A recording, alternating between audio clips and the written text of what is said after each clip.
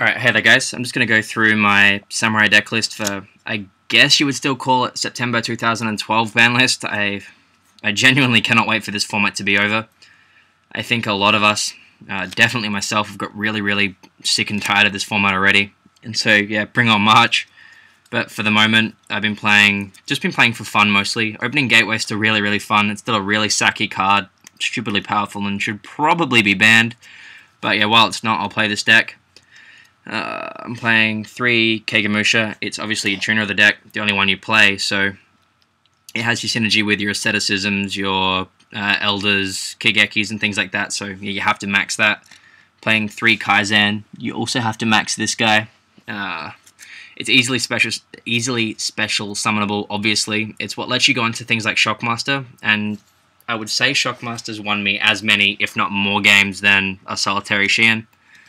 I'm only playing 2 Kigeki. This card's really good, but the third is definitely cloggy, and even the second can be really cloggy too, because once you've got the first effect off, the second's generally pretty lackluster.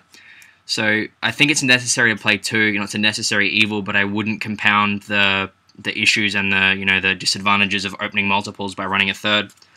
I'm only playing 1 Grandmaster. It's for similar reasons to the Kigekis. You don't want to open 2. You can't possibly have more than 1 on field, so I wouldn't run the risk of running multiples. I don't think it's necessary. Like, it's not a necessity to have at all points in the game, so I wouldn't, lower the consistency of the deck by playing multiples. 1 Elder. It's an asceticism build, so you can quite often tutor out this really early, and once this first copy hits the field, any subsequent copies in your deck are dead cards. So I don't find running more than 1 to be necessary, and I don't think I'd change it. Like, I haven't regretted only running 1 up until now. 1 Anishi. The things that this card lets you do it's got so many things. Its resume of what it does is ridiculous. Bouncing synchros and exceeds on your opponent's turn is really controlling.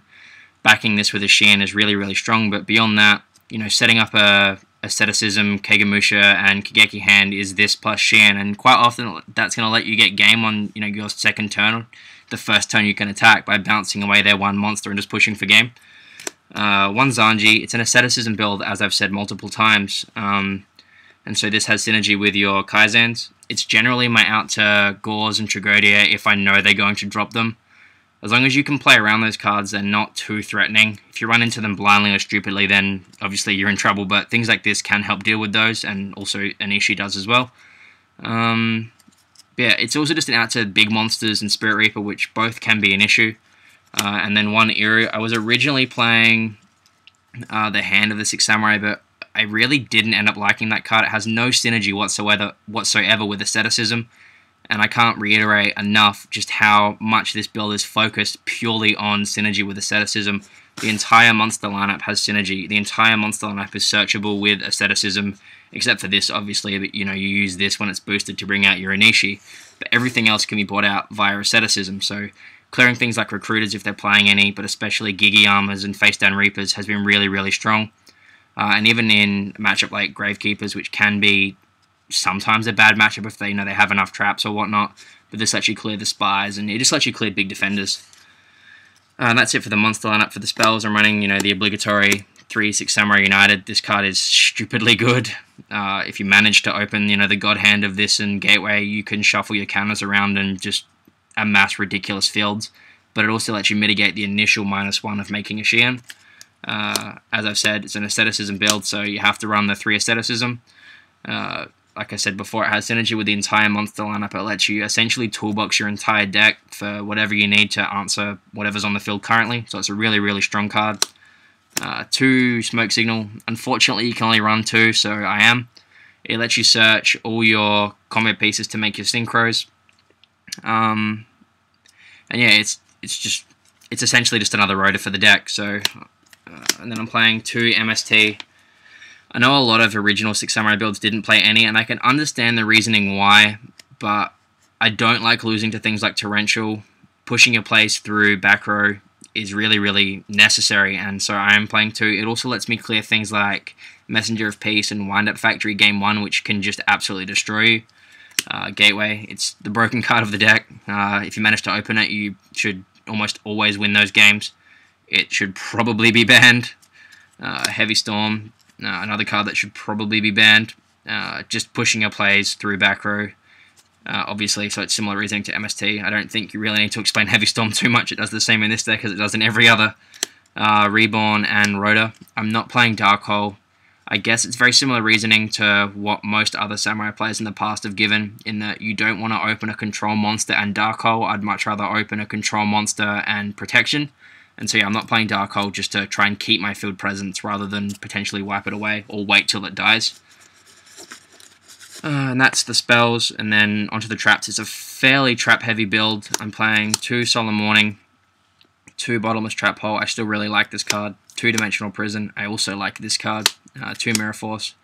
When I played GK, I didn't play any Mirror Force. I maxed out on Prisons, but I found that Mirror Force is really, really good right now with a lot of decks that just pushing huge fields. They can run into this and it can be backbreaking. 2 Fiendish Chain. I really, really like this card. I'm playing it in almost every deck that I play right now. It also gives you, a somewhat playable Game 1 matchup against Inzactors, which can just destroy you. And then Solemn Judgment, Magatama. I still really like this card. I doubt I play more than one. But yeah, it has been really, really useful. It lets you negate things a little bit recklessly if you have this. You can negate things like Duality and Rhoda more confidently if you have this. Otherwise, you have to really, really better read your opponent as to when you should be negating which spells. Quite often, I have negated Dualities and things like that, just because I can, you could read that your opponent doesn't have another spell or another relevant spell. But yeah, this lets you be a bit more reckless with your plays. And then 1 Double-Edged. It's somewhat of a recovery play or a win more card. I'm not 100% sure how I feel about it. I've liked it so far, but I would also really like to put in a Book of Moon. So this would probably be the cut for Book of Moon. I'll decide as I go whether that happens or not, but the plays that Book of Moon lets you interrupt and the things that Book of Moon does for every deck is really, really strong. Its resume has been, gone over countless times, so I'm not 100% sure whether I'll stay with this or Book of Moon in the future, but for now, that's the deck lineup. It should be 40 cards exactly. Obviously, to try and, open gate with the most. 1 Xian, obviously into the extra deck now. This is the card you'll make almost 100% of the time Game 1 when you don't know what you're playing against. Naturia Beast, this is what you'll make more often than not Game 2 when you play against decks like Darkwold and things like that. Catasta, Barkion, Landois. I'm still playing Landois. A lot of people aren't, but late game you have a lot of spells that can be really, really dead, and using this to push through things like Gauze, which can really slow this deck down, has been really relevant. I've used it a lot, and I don't see myself taking it out anytime. Black Rose Dragon, I've never made this card in this deck, but it's there for if you really, really do lose control of the field and just need, a quick board wipe. I know that I'll regret taking it out if I do, so I think I have to leave it in. Levier, there's been a couple of times you've wanted to bring certain things back, like Kaizans and things like that. You don't go into rank 3s too much, so I don't have very many. Tempo, clearing things like Zen Mains, and Tempo is just a really solid all-around card. Zen Mains is mostly for stall if you open slow or cloggy hands. And then once you rank 4s, you got the Shadow. This card's depressing in that it's necessary to push counters on Gateway, so you have to have it in your extra deck, but it's also really, really lackluster. Its only really good play is with this guy, Kageki, when you can make Kageki up to, I believe it's 3,700 or something like that. But other than that, it's mostly just to push counters, and you'll rarely go into it because you want to. Shockmaster, this thing is just ridiculous. It's ridiculous in wind-ups, and it's just as ridiculous in this deck. If you manage to make a Xian in this, you've pretty much just won the game. It's so easy to make this when you have recurring level 4s that easily special summon themselves. 1 Heroic Champion Excalibur. I'm playing this over Blade Armor Ninja because I found that almost 90% of the time I'd rather just go into this over the Armor Ninja. Also, this lets you push through Gauze if you can do that quick 4,000 rather than 2 hits of 22. So yeah, I don't find that running both is necessary. 1 Roach. This deck has bad matchups against things like Chaos Dragons and agents who can just put big monsters on the field constantly. So if you can, back this with traps or things like that, you can potentially win that game. 1 Maestroke. I'm not playing Utopia. I find that this has more I guess this is just more useful all around for stall or for, you know, booking monsters and pushing over them. And then Papal Operative, I think this is the rank 4 I go into more often than not in most other decks, so I had to put it in this one as well. And yeah, that's the extra deck. Side deck is 2 Max C, 2 Fossil Diner, 1 Kamon. This guy's really, really cool. Things like Messenger of Peace, Level Limit, they can really shut you down or really slow you down if you don't find a way to get rid of them. And so having a, you know, a searchable out to those cards, you know, that you can use every single turn is really, really good. 1 Mystical Space Typhoon, it's the 3rd one, just in case you play against decks like, I don't know, Chainburn and things like that. You don't have a horrible matchup against most back row heavy decks, really, but yeah, it's in there. 1 Noble Mana Cross out. I'm only playing the 1. It was mostly just for filler for, I just found that I didn't have a great GK matchup.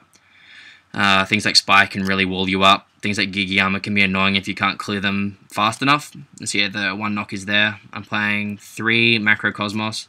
I know this stops your 6 Samurai United, so, you know, I'm aware of that, but the decks you bring it in against, it completely slaughters, so it's never been an issue. You have a really bad Inzektor matchup, and this helps you mitigate that. You also have bad Mermail matchups, and so yeah, you can bring these in and, you know, have a potentially winnable game 2 and 3. 3 Rivalry of Warlords. It's mostly for windups. If you can, you know, back this with a Xian, you're in a really strong position. And then 2 Shadow Imprisoning Mirror. Again, you have a really bad Inzektor matchup, and this helps you, you know, this helps you strengthen your games 2 and 3. If you can back this with an Etruria Beast or back this with a Xian, you've got a long way to winning those games.